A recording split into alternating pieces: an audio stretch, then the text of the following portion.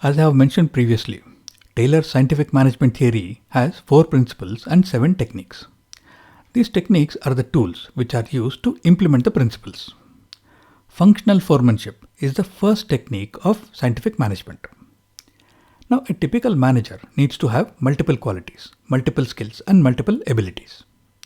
Taylor identified 8 types of functions that a manager will need to do in a large factory. And a single person may not possess all the requirements in terms of the skills, qualities, and abilities that are required for these different areas of management or different functions.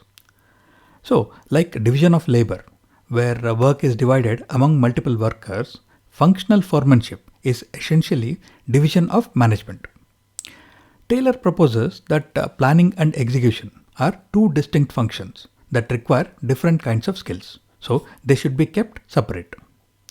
Under the planning in charge, there will be 4 clerks, an instruction card clerk to draft instructions for the workers, a route clerk who will specify the route of production, a time and cost clerk who will prepare the time and cost sheets, and a disciplinarian to ensure discipline.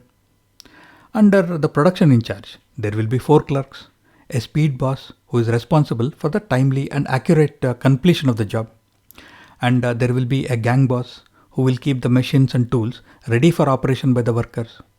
There will be a repair boss who will ensure proper working condition of all the machines and tools. And there will also be an inspector to check the quality of the work. So, foreman is a person who is in charge of something, and functional foremanship means making different persons in charge of different functions.